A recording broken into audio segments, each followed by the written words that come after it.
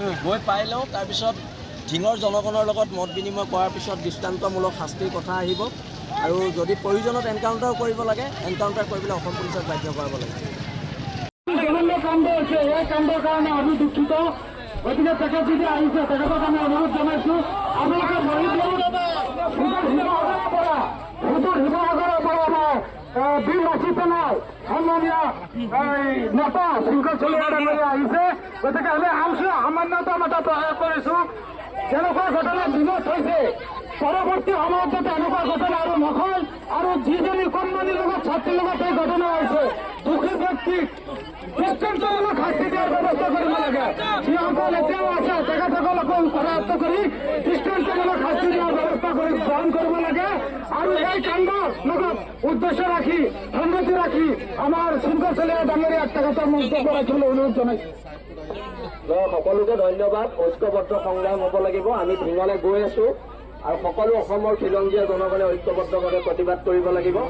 আৰু মই অনুৰোধ কৰিছোঁ যাতে এই আন্দোলন দোষীয়ে শাস্তি নোপোৱা পৰ্যন্ত আপোনালোকে অব্যাহত ৰাখে। ধন্যবাদ। জয় অসম।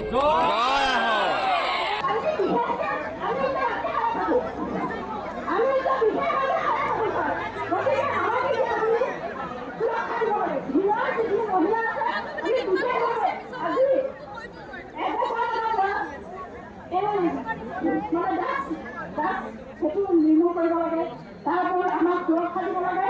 আমি আপুনি আমাক সুৰক্ষা দিয়াৰ ব্যৱস্থাটো কৰক।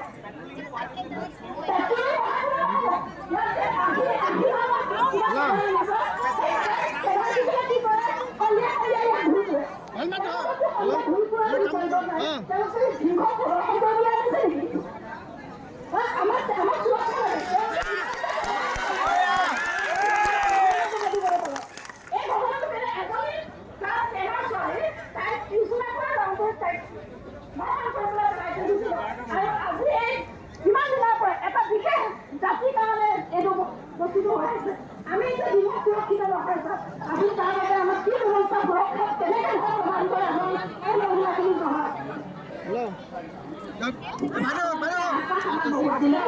আমি এটা গৈছিলো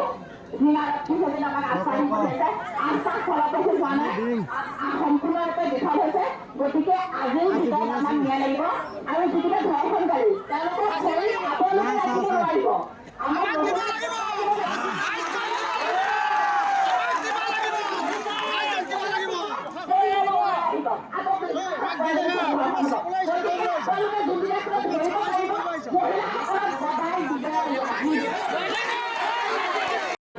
মাননীয় মুখ্যমন্ত্ৰী মহোদয়, দিছপুৰ অসম বিষয় স্মাৰকপত্ৰ মহোদয় সংগ্ৰামী অভিনন্দন গ্ৰহণ কৰিব। আপোনাক অতি দুখেৰে জনাওঁ যে ইংৰাজী 22 তাৰিখে এগৰাকী দশম শ্ৰেণীৰ ছাত্ৰী টিউচনৰ পৰা চাইকেলেৰে উভতি অহা পথত 3জন নাও বিকাশে পৈশাচিকভাৱে কিশোৰী ছাত্ৰীৰ